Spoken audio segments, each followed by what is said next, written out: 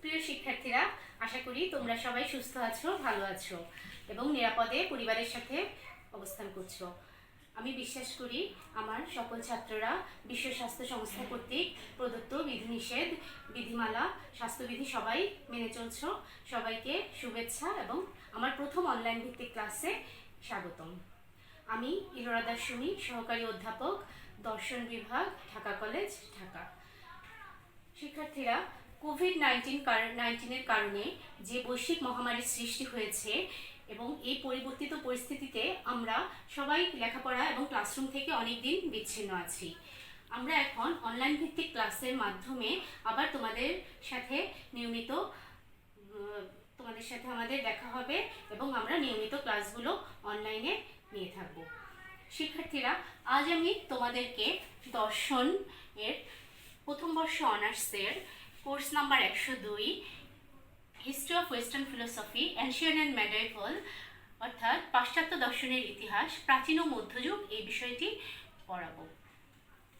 ছাত্ররা, তোমরা আগেই জানো যে পাশ্চাত্য দর্শনের ইতিহাসকে আমরা মোট 4 ভাগে ভাগ করেছি: প্রাচীন যুগ, মধ্য যুগ, আধুনিক যুগ, সমকালীন যুগ। আমরা প্রথম বর্ষে প্রাচীন যুগ এবং মধ্যযুগ এই দুটি যুগ পড়ব। প্রাচীন যুগকে আমরা 3টি পর্বে বিভক্ত করেছি: প্রথম পর্ব, দ্বিতীয় পর্ব, তৃতীয় পর্ব। দ্বিতীয় পর্বের বিখ্যাত দার্শনিক অ্যারিস্টটল। শিক্ষার্থীরা, আমাদের আজকের বিষয় প্রাচীন যুগের দার্শনিক অ্যারিস্টটল। ছাত্ররা, আমি তোমাদেরকে এখন অ্যারিস্টটল সম্পর্কে একটু বলবো। তোমরা কাগজ কলম নিয়ে তৈরি হয়ে যাও, কারণ কিছু প্রশ্ন থাকবে, কিছু গুরুত্বপূর্ণ বিষয় থাকবে যেগুলো তোমরা রাইট ডাউন করে নিতে পারবে। পরবর্তীতে তোমাদের সাথে যখন আমার দেখা হবে বা আমরা মেসেঞ্জারে বিভিন্ন উপায়ে তোমরা আমাকে বিভিন্ন কোশ্চেনগুলো করলে আমি তোমাদেরকে উত্তর দিতে পারবো। যেহেতু এখন তোমরা আমার সামনে, তোমাদের সাথে আমি হয়তো সরাসরি এখন কথা বলতে পারছি না, কিন্তু তোমাদের প্রশ্নগুলো তোমরা লিখে রাখো। আমরা আসো একটু অ্যারিস্টটল সম্পর্কে জেনে নিই। অ্যারিস্টটল 384 খ্রিস্টপূর্বে জন্মগ্রহণ করেছিলেন এবং 322 খ্রিস্টপূর্বে মৃত্যুবরণ করেছেন। একটু দেখো, এমন একজন মানুষের কথা কল্পনা করুন যিনি সর্বদা সততা ধরে রাখেন, যিনি সাহসী কিন্তু আগ্রাসী নন, যিনি জানেন কখন কি করতে হবে, কোথায় কি বলতে হবে, যিনি আত্মবিশ্বাসী কিন্তু অহংকারী নন, যিনি উদার কিন্তু অমিতব্যয়ী নন। এতগুলো গুণাবলী একজন ব্যক্তির মাঝে কল্পনা করতেও কষ্ট হচ্ছে, তাই না? আমাদের যদিও মনে হবে এরকম মানুষের অস্তিত্ব আসলে সমাজে নেই, কিন্তু অ্যারিস্টটল বিশ্বাস করতেন যে সংখ্যায় কম হলেও সমাজে অবশ্যই এমন মানুষ রয়েছেন যাদের মাঝে এই সকল গুণাবলীর সমাহার ঘটেছে। তো তিনি এমন একজন দার্শনিক ছিলেন যে পাশ্চাত্য দর্শনের ইতিহাসে দর্শনকে একটি সম্মানের আসনে তিনি অধিষ্ঠিত করেছিলেন। তিনি ছিলেন মহাগুরু প্লেটোর সুযোগ্য ছাত্র। তার বয়স যখন 18, তখন তিনি প্লেটোর একাডেমিতে ভর্তি হন এবং সেখানে তিনি জ্ঞান বিজ্ঞানের বিভিন্ন শাখায় নানাভাবে নিজের প্রতিভাকে বিকশিত করতে থাকেন এবং প্লেটোর খুব প্রিয় ছাত্র তিনি ছিলেন। তো প্রিয় ছাত্ররা, তোমরা অ্যারিস্টটল সম্পর্কে কিছু বিশেষ বিষয়গুলো যেগুলো তোমাদেরকে আমি লিখতে বলেছি, তোমরা একটু লিখে রাখতে পারো। যুগ তো বলেছি তোমাদেরকে, প্রাচীন যুগের দার্শনিক। অঞ্চল পশ্চিমা, পাশ্চাত্য দার্শনিক, আমরা পাশ্চাত্য দর্শন পড়ছি, অঞ্চল এটা পশ্চিমা দর্শন। ধারা, পেরিপেটেটিক দার্শনিক ধারাকে তিনি উদ্বুদ্ধ করেন এবং অ্যারিস্টটলবাদের জন্ম দেন। আর তিনি রাজনীতি, অধিবিদ্যা, বিজ্ঞান, যুক্তিবিদ্যা, নীতিবিদ্যা ইত্যাদি নিয়ে আলোচনা করেন। তাকে, যদিও তিনি একজন দার্শনিক, তিনি কিন্তু রাষ্ট্রবিজ্ঞানের জনক। অবদান রেখেছেন কারণ তত্ত্ব, যুক্তিবিদ্যা, জীববিজ্ঞান বিভিন্ন ক্ষেত্রে, এবং তার ভাবগুরু সক্রেটিস, প্লেটো, হেরাক্লিটাস। তো শিক্ষার্থীরা, আমরা আজকে আমাদের আলোচ্য বিষয়গুলো তোমরা দেখো, আমি এখানে লিখেছি। আমাদের প্রথমেই আছে হোয়াট ইজ মেটাফিজিক্স। মানে মেটাফিজিক্স মানে হলো অধিবিদ্যা। অধিবিদ্যা কাকে বলে? অ্যারিস্টটলস মেটাফিজিক্স মানে অ্যারিস্টটলের অধিবিদ্যা। তারপর অ্যারিস্টটলের অধিবিদ্যার মধ্যে কি কি আছে দেখো, reality, morality, substance, God, theory of causation, visible and non visible object, epistemology ইত্যাদি। এই বিষয়গুলো আমরা আজকে পড়ব। তারপরে আমরা পড়ব অ্যারিস্টটলস থিওরি অফ কজেশন, অ্যারিস্টটলের কারণতত্ত্ব। সেখানে আমরা কারণতত্ত্ব নির্ণয়ের সূত্রটি পড়ব, যে কারণতত্ত্ব কি, আসলে কার্যকারণ তত্ত্বটা কি সেটা সম্পর্কে আমরা জানবো, এর সূত্রগুলো সম্পর্কে জানবো। তারপর অ্যারিস্টটল যে 4 প্রকার কারণের কথা বলেছেন, অর্থাৎ material cause, formal cause, efficient cause, final cause, এসব সম্পর্কে আমরা জানবো। তারপর অ্যারিস্টটল যে 4 প্রকার কারণকে ব্যাখ্যা করেছিলেন, সেই 4 প্রকার কারণকে তিনি কিভাবে 2 প্রকার কারণে রূপান্তরিত করেছেন সেটা আমরা পড়ব। তারপর আমরা সমালোচনা উপসংহার দিয়ে শেষ করব।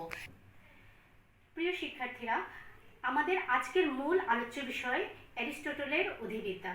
তো অ্যারিস্টটলের অধিবিদ্যা পড়তে গেলে আমাদেরকে প্রথমেই অধিবিদ্যা সম্পর্কে জানতে হবে। আর আমরা প্রথম বর্ষের স্টুডেন্ট হিসাবে অধিবিদ্যা আমাদের জন্য সম্পূর্ণ নতুন একটা বিষয়। আমরা একটু অধিবিদ্যা সম্পর্কে জানি যে অধিবিদ্যা এমন একটা বিষয় যা কিনা এই জগতের বাইরে যে জগৎ আছে সেই জগৎটা নিয়ে আলোচনা করে, অর্থাৎ পরম তত্ত্ব এবং সত্তার মূল তত্ত্ব নিয়ে অধিবিদ্যা আলোচনা করে। এখানে দেখো, আমি তোমাদেরকে অধিবিদ্যার একটু সংজ্ঞা দেওয়ার চেষ্টা করেছি। অধিবিদ্যা বা মেটাফিজিক্স হলো দর্শনের একটি শাখা, যাতে বিশ্বের অস্তিত্ব, আমাদের অস্তিত্ব, সত্যের ধারণা, বস্তুর গুণাবলী, সময়, স্থান, সম্ভাবনা ইত্যাদির দার্শনিক আলোচনা করা হয়। এই ধারার জনক হলেন অ্যারিস্টটল। শিক্ষার্থীরা, তোমাদের কাছে হয়তো খুব ব্যাপারগুলো একটু অন্যরকম মনে হচ্ছে, যে সময়, স্থান, সত্যের ধারণা, আমাদের অস্তিত্ব, বিশ্বের অস্তিত্ব, এই বিষয়গুলো আসলে কি।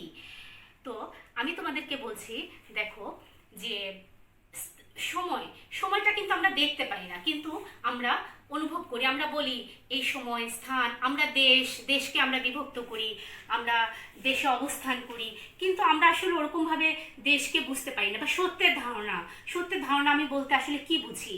আমার মনের ইচ্ছাটা আমি কি, আসলে আমার ইচ্ছাটা কি, এই জিনিসগুলো আমরা কিছু জিনিস আছে যে বিষয়গুলো আমরা শুধুমাত্র অনুভব করি। বা ঈশ্বরের ধারণা, আমরা বিশ্বাস করি যে ঈশ্বর আছেন, ঈশ্বরকে আমরা অনুভব করি। অতীন্দ্রিয় জগৎ সম্পর্কে আমরা জানি, আত্মার অস্তিত্ব, আত্মার অমরত্ব, এই জিনিসগুলোকে আমরা দেখতে পাই না, কিন্তু আমরা কিন্তু প্রতিনিয়ত এই জিনিসগুলোকে অনুভব করি। তো অধিবিদ্যার বিষয়গুলো এরকম যে আমরা আমাদের বুদ্ধির চেয়েও বেশি কিছু প্রজ্ঞা দ্বারা, বুদ্ধির চেয়েও বেশি কোনো বিষয় দ্বারা যখন আমরা কোনো কিছুকে অনুভব করি, সেই জিনিসগুলোই হলো অধিবিদ্যা। তো দেখো, এখানে আছে মেটাফিজিক্সের মূল শাখা হলো সৃষ্টিতত্ত্ব, অন্য একটি শাখা হলো তত্ত্ববিদ্যা। সৃষ্টিতত্ত্ব মানেই হলো সৃষ্টির রহস্য। আমাদের মনে সবসময় নানা ধরনের প্রশ্ন জেগেছে সৃষ্টির আদি থেকে। আমরা যখন সেই প্রাচীন যুগের প্রথম পর্বে দার্শনিক পড়েছি, আমরা থেলিস পড়েছি। থেলিস কি বলেছিলেন যে আদিসত্তার প্রশ্নকর্তা কে? এই প্রশ্নটা থেকেই কিন্তু মূলত আমাদের দর্শনের উৎপত্তি হয়েছে, যে আদিসত্তার প্রশ্নকর্তা। তো সেখান থেকে কিন্তু ধীরে ধীরে দর্শনের উদ্ভব এবং তার পরবর্তীতে মেটাফিজিক্সের উদ্ভব। দেখো, সৃষ্টিতত্ত্ব, সৃষ্টি রহস্য, আমি কে, আমি কোথা থেকে এসেছি, এই জগতের উৎপত্তি কোথায় ইত্যাদি নিয়ে মানুষের মনে যখন প্রশ্ন এসেছে, তখনই মানুষ দর্শন সম্পর্কে আলোচনা করেছে।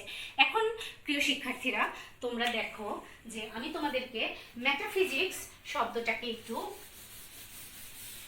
মেটাফিজিক্স বলতে আসলে আমরা কি বুঝি সেই জিনিসটাকে আমি তোমাদেরকে একটু বুঝিয়ে বলছি। এই যে দেখো, মেটাফিজিক্স,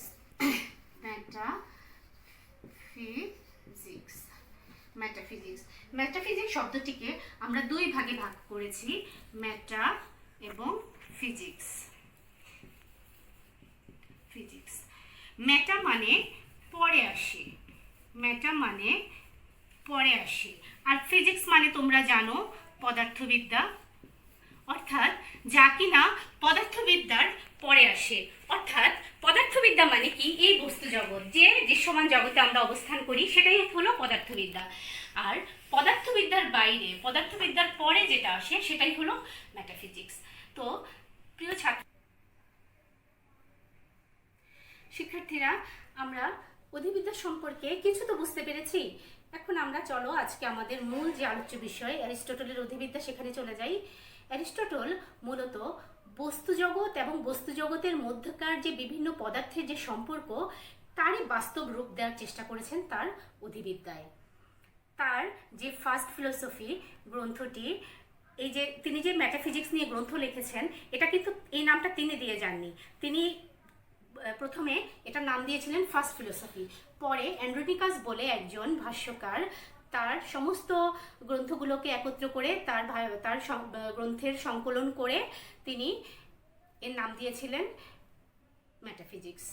তো আমরা অ্যারিস্টটলের অধিবিদ্যায় যে জিনিসগুলো তিনি সব থেকে বেশি গুরুত্ব দিয়েছেন সেগুলো হলো, দেখো তোমাদের এখানে দেওয়া আছে, রিয়েলিটি মানে সত্তা, মোরালিটি নৈতিকতা, সাবস্টেন্স দ্রব্য, থিওরি অফ গড ঈশ্বর তত্ত্ব, থিওরি অফ কজেশন কারণ তত্ত্ব, visible and non visible object ব্যক্ততা অব্যক্ততা, তারপর হচ্ছে এপিস্টেমোলজি জ্ঞান তত্ত্ব।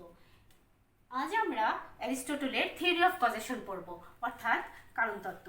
তোমাদেরকে আমি একটু সত্তা, নৈতিকতা, দ্রব্য, ঈশ্বর তত্ত্ব, কার্যকারণ তত্ত্ব ইত্যাদি এইসব সম্পর্কে অল্প একটু বলে নিই যে এই জগতের মূল তত্ত্বই হলো সত্তা সম্পর্কিত আলোচনা। তিনি বলেছেন এই জগতে যে সত্তার হলো গুণ, অনিবার্য গুণ, এবং সত্তাকে তিনি একক বলে গণ্য করেছেন। বলেছেন যে সত্তা এমন একটি জিনিস যেটি যার একত্বতা রয়েছে। তারপরে দেখো আছে নৈতিকতা, বলেছেন সদ্গুণ, ভালোত্ব, মন্দত্ব এগুলো মানুষের নৈতিক গুণাবলী, এই গুণগুলো মানুষ অর্জন করে। তারপরে আছে দ্রব্য, থিওরি অফ গড, আমরা ঈশ্বর তত্ত্ব সম্পর্কেও জানবো পরবর্তীতে।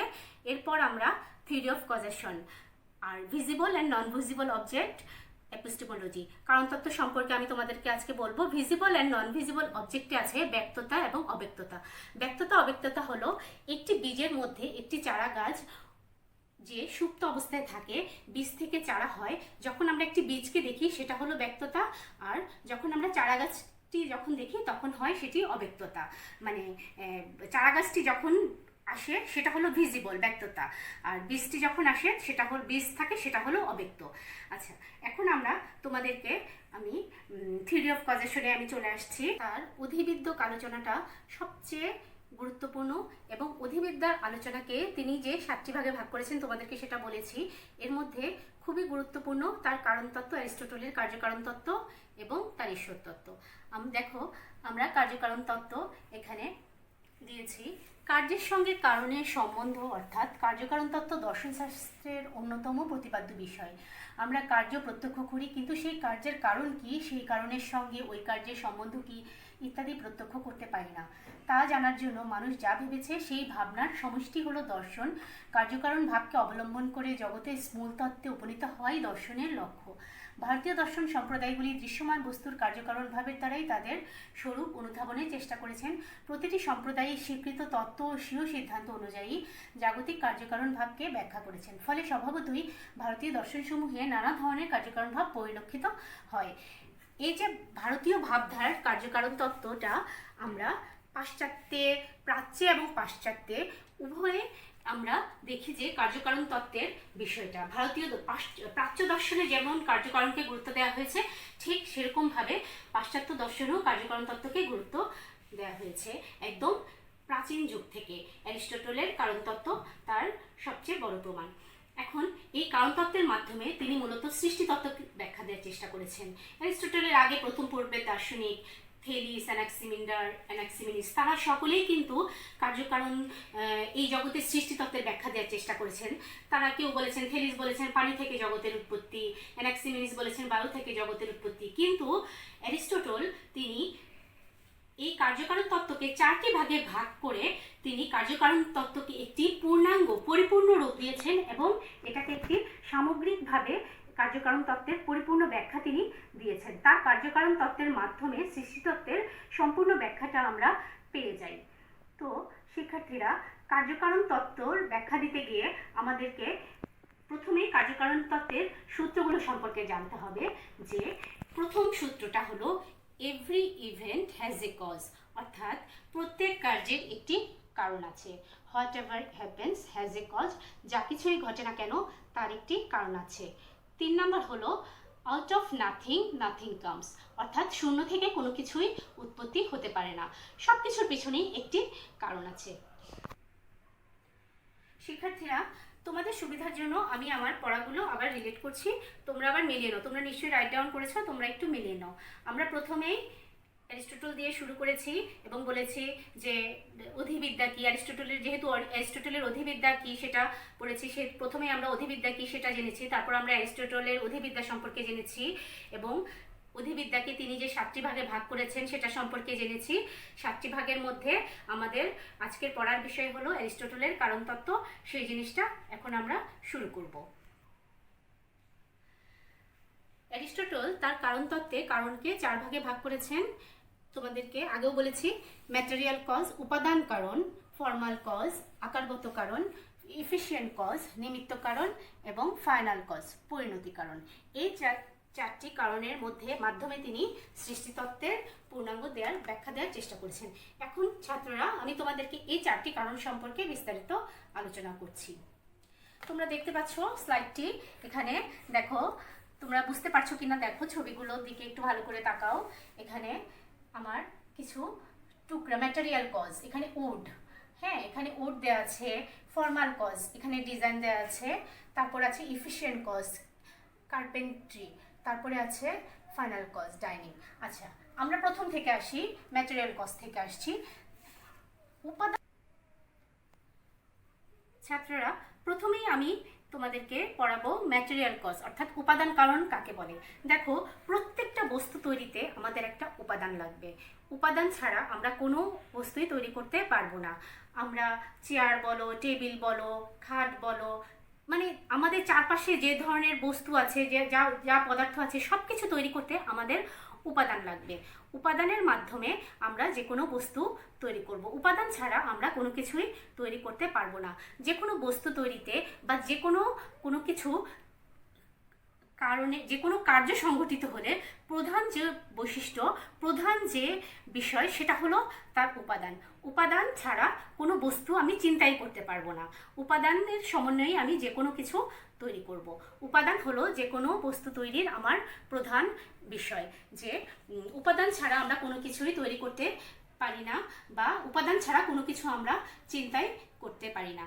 তো তিনি সবার প্রথমে অ্যারিস্টটল উপাদান কারণের কথা বলেছেন, যে উপাদান ছাড়া কোনো বস্তু তৈরি হবে না, উপাদান ছাড়া কোনো কার্যই সংঘটিত হবে না। তারপর উপাদান কারণের পর হলো রূপগত কারণ, অর্থাৎ আকারগত কারণ। কোনো বস্তু তৈরি করব, আকার দিব, যেটাকে আমরা ফর্মাল কজ বলেছি, যে আমি যে কোনো কিছু আকার দিতে হলে, কোনো কিছু তৈরি করতে হলে আমার কি করতে হবে, প্রথমে তার আকারের কথা চিন্তা করতে হবে। কোনো উপাদান দিয়ে, মানে আকার ছাড়া, আকারের কথা চিন্তা না করে কিন্তু আমি বস্তুটা তৈরি করতে পারবো না। আমার যে কোনো কিছু তৈরি করতে হলে আমাকে কি করতে হবে, প্রথমে আকারের কথা চিন্তা করতে হবে। তারপরে আমি চিন্তা করব যে আমি কি বস্তু তৈরি করব। আমি সেটা কোনো চেয়ার হতে পারে, সেটা টেবিল হতে পারে, সেটা আমার সজ্জা তৈরির কোনো বিষয় হতে পারে, বিছানা তৈরি প্রস্তুত করতে পারি, আমি একটা পেন্সিল তৈরি করতে পারি, আমি একটা ডাস্টার তৈরি করতে পারি। যে কোনো বস্তু তৈরি করতে হলে আমাকে কি করতে হবে, নকশা লাগবে। নকশা ছাড়া আমাকে কোনো বস্তুই তৈরি করতে আমি পারবো না। তো আমার প্রথমে কি হলো, প্রথমে তিনি উপাদান কারণের কথা বললেন, যে কারণতত্ত্বের মূল বিষয় হলো উপাদান।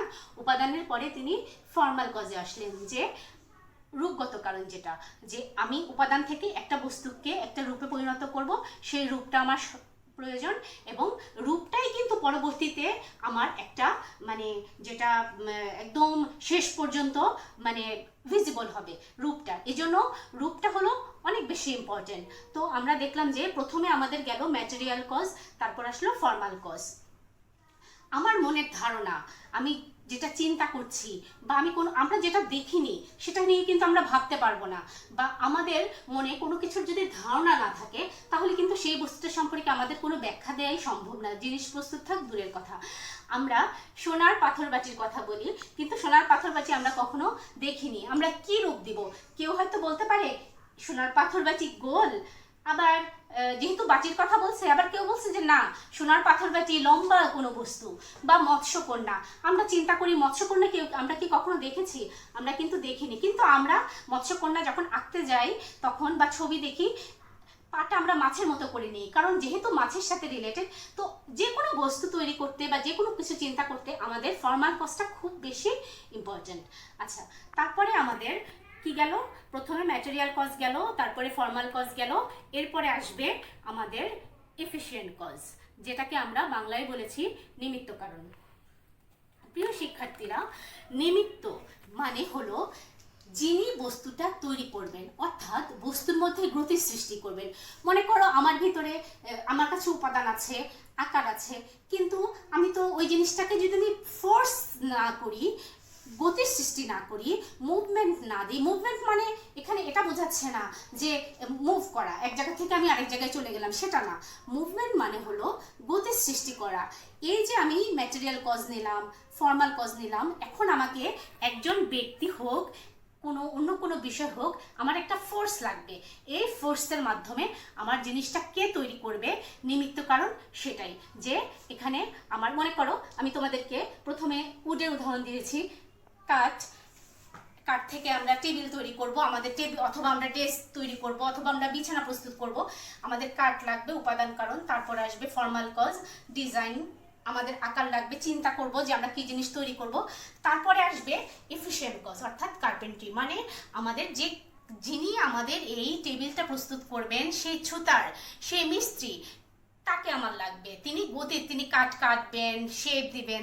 তো এফিশিয়েন্ট কজটা হলো নিমিত্ত কারণ। এটা খুবই একটা গুরুত্বপূর্ণ বিষয়। তার মানে দেখো, আস্তে আস্তে কিন্তু আমরা আমাদের ফাইনাল কজে দিকে চলে যাচ্ছি। আমরা ম্যাটেরিয়াল কজ নিলাম, ফর্মাল কজ নিলাম, তারপরে এফিশিয়েন্ট কজ, গতি নিলাম। গতি ছাড়া আমাদের সব কিছুই কিন্তু, কোনো কিছুই সৃষ্টি হবে না। আমরা গতির সৃষ্টি করলাম। তারপরে দেখো ফাইনাল কজ আমার এখানে কি, এই যে দেখো তোমরা ছবিটার দিকে ভালো করে, এখানে টেবিল প্রস্তুত হয়েছে। এখন টেবিলের ধারণা আমার আছে বলেই আমরা কি করেছি, ম্যাটেরিয়াল নিয়েছি। সেটা তোমরা যে উড দিয়েই হতে হবে, কাঠের হতে হবে এমন কোনো কথা না। সেটা তোমার ব্রোঞ্জের হতে পারে, পিতলের হতে পারে, যে কোনো কিছু হতে পারে। আমাদের মোবাইল আমরা তৈরি করি কি দিয়ে? আমরা কেউ প্লাস্টিক ইউজ করি, এখানে মেটাল ইউজ করি। তো এই যে জিনিসগুলো আস্তে আস্তে সবকিছু দিয়ে আমরা কি করলাম, আমরা ফাইনাল কজে চলে আসলাম। এবং সেটা হলো আমাদের পরিণতি কারণ। আমাদের লক্ষ্য, আমাদের কি হয়েছে, আমাদের কার্যকারণ তত্ত্বের মূল বৈশিষ্ট্যই হলো কি, আমাদের ফাইনাল কজ, মানে প্রত্যেকটি কার্যের পিছনে একটি কারণ আছে, আমরা প্রথমেই বলে আসছি। তো সুতরাং আস্তে আস্তে আমরা চারটি কারণের মাধ্যমে আমরা আমাদের গন্তব্যে পৌঁছলাম। ঠিক সেরকমভাবে অধিবিদ্যায় অ্যারিস্টটল তিনি কি করেছেন, সৃষ্টি তত্ত্বের আলোচনাটা এভাবেই করেছেন। আমরা তোমাদেরকে আরেকটু উদাহরণ দিই, যেমন মানবদেহ। দেখো, আমরা মানবদেহ প্রথমে কি, আমাদের দেহটা তৈরি মাংস, রক্ত মাংস আকারে থাকি আমরা। এই কারণ তত্ত্বকে অ্যারিস্টটল মানব দেহের সাথে তুলনা করেছেন। যে দেখো, মানব দেহ তৈরি হয়, সেগুলো তার উপাদান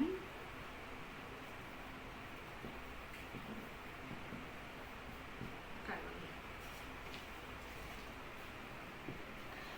2 নাম্বার, মানবদেহের রূপের যে ধারণা, সেটা তার রূপগত কারণ। আমি আবার 3 নাম্বারটা লিখছি তোমাদেরকে।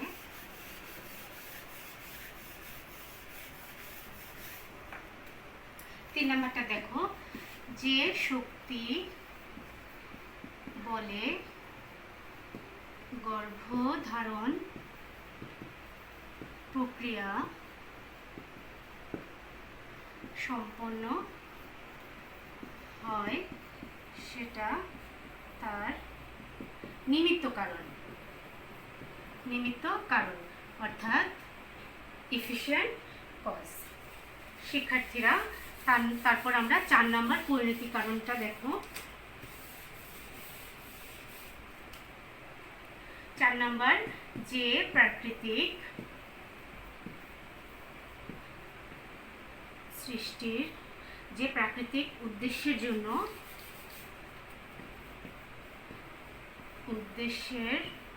জন্য সৃষ্টি প্রক্রিয়া সম্পন্ন হয়। তো শিক্ষার্থীরা, তোমরা আশা করি আমি যে নোট লিখেছি, যে 4টা পয়েন্ট তোমরা লিখে রেখেছো খাতায়, তো তোমরা বুঝতে পেরেছো তো যে কার্যকারণ তত্ত্বে অ্যারিস্টটল যে 4টি কারণের কথা বলেছেন সেটাকে কি করে মানবদেহের সাথে তুলনা করা হলো। এখন আমরা আশা করি তোমরা আমার যে আজকের মূল বিষয় কার্যকারণ তত্ত্ব সেটা তোমরা শিক্ষার্থীরা, পরবর্তীতে তিনি তার 4টি কারণকে 2টি কারণে রূপান্তরিত করেছেন। সেটা আমি তোমাদেরকে একটু লিখে দিচ্ছি।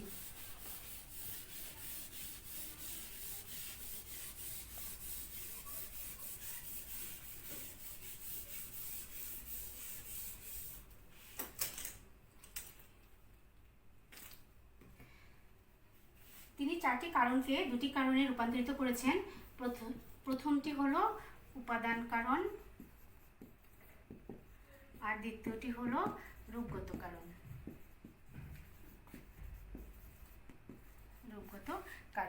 তিনি রূপগত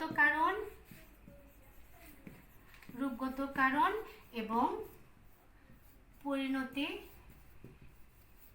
কারণকে একত্রে বলেছেন রূপগত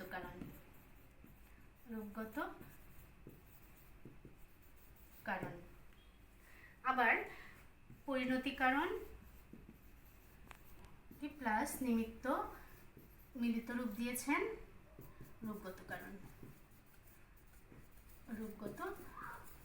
কারণ। তার মানে শিক্ষার্থীরা, আমাদের উপাদানের কোনো পরিবর্তন হয়নি। উপাদান কারণটা ঠিকই আছে, কিন্তু রূপগত কারণটা দেখো ভেঙে রূপগত কারণ আর পরিণতি কারণটাকে মিলে হয়েছে রূপগত কারণ। কারণ রূপ হলো কোনো বস্তুর ধারণা, পরিণতি আমি যেটা চিন্তা করি আমার ধারণারই ব্যক্ত রূপ হলো রূপ। সুতরাং রূপগত কারণ এবং পরিণতি কারণের মধ্যে কোনোই পার্থক্য নেই, একই। এবং পরিণতি এবং নিমিত্ত, এটাও হলো পরিণতি মানেই হলো রূপ। কারণ কোনো বস্তুকে যখন আমি এর মানে ফাইনাল রূপ দেই, বা যখন কোনো বস্তুটা আমার ধারণায় যখন সেটা ব্যক্ত হয়ে যায়, তখনই সেটা আকার পেয়ে যায়, অর্থাৎ আমার ফর্মাল কজ হয়ে যায়। সুতরাং তিনি যে 4 প্রকার কারণকে যে 2 প্রকার কারণে পরবর্তীতে বিভক্ত করেছেন, সেটা হলো 1 নাম্বার উপাদান কারণ, 2 নাম্বার হলো রূপগত কারণ। প্রিয় শিক্ষার্থীরা, আমরা মোটামুটি বুঝতে পেরেছি অ্যারিস্টটলের কার্যকারণ তত্ত্ব। এখন আমরা সমালোচনায় চলে আসছি। তোমরা জানো যে দর্শনের কোনো আলোচনায় কিন্তু চূড়ান্ত রূপ পায়নি, সমালোচনা করতেই হবে, সমালোচনা আছেই। তো আমরা সমালোচনায় চলে যাচ্ছি। দেখো, অ্যারিস্টটল কার্য এবং কারণকে তিনি একসাথে গ্রহণ করেছেন, কিন্তু অনেক দার্শনিকরা বলেছেন যে কার্যকারণ একসাথে হতে পারে না, এটা হলো পূর্বাপর সম্পর্ক। প্রথমে কারণ থাকবে, তারপরে কার্য আসবে। কিন্তু তিনি এই কার্যকারণকে একসাথে গ্রহণ করেছেন বলে তার এই কারণতত্ত্ব নানাভাবে সমালোচিত হয়েছে। তারপরে সৃষ্টিতত্ত্বের ব্যাখ্যায় তিনি যে কারণতত্ত্বের ব্যাখ্যাটা নিয়ে এসেছেন, এর আগেও কম বেশি অনেক দার্শনিক সৃষ্টিতত্ত্বের ব্যাখ্যা করেছেন। এখানে বিভিন্ন ধরনের তত্ত্ব এসেছে। তো এখানে তার তার যে ব্যাখ্যায় কোনো স্বাতন্ত্রতা দাবি করতে পারে না বলে অনেকে মনে করেছেন, বা আকারবিহীন উপাদান, উপাদানবিহীন আকার ইত্যাদি তিনি আলোচনা করেছেন। এসব কিছুও অনেকে এটাকে ভিত্তিহীন বলে মনে করেছেন। যাই হোক, এখন সমালোচনা অনেক ধরনের সমালোচনা আছে বা থাকবে, তবুও পরিশেষে আমরা বলতে পারি যে অ্যারিস্টটলের কারণতত্ত্ব সৃষ্টিতত্ত্বে একটি অনন্য ভূমিকা পালন করেছে। কেননা এর আগে কোনো দার্শনিক সৃষ্টিতত্ত্ব সম্পর্কে এত পূর্ণাঙ্গ ব্যাখ্যা দেননি। কেউ একটি আদিসত্তার কথা বলেছেন, 2টি আদিসত্তার কথা বলেছেন, কিন্তু তিনি বৈজ্ঞানিক উপায়ে বিভিন্ন বিজ্ঞানভিত্তিক ব্যাখ্যা, যেমন মানবদেহের সাথে যে তুলনা করেছেন, সেই বিভিন্ন ধরনের ব্যাখ্যার মাধ্যমে অত্যন্ত সুন্দর সাবলীলভাবে যে কারণতত্ত্বের ব্যাখ্যা দিয়েছেন, সেটা সৃষ্টিতত্ত্বের ইতিহাসে তথা সমগ্র অধিবিদ্যার জগতে একটি অনন্য সৃষ্টি হিসাবে পরিগণিত। তো প্রিয় শিক্ষার্থীরা, আজ এ পর্যন্তই। তোমরা ভালো থেকো। আগামী ক্লাসে আবার দেখা হবে। আশা করি তোমাদের যে কোনো প্রশ্ন থাকলে তোমরা আমাকে পরবর্তীতে জানাবে। পরবর্তীতে আবার দেখা হবে। ভালো থেকো, সুস্থ থাকো। ধন্যবাদ সবাইকে।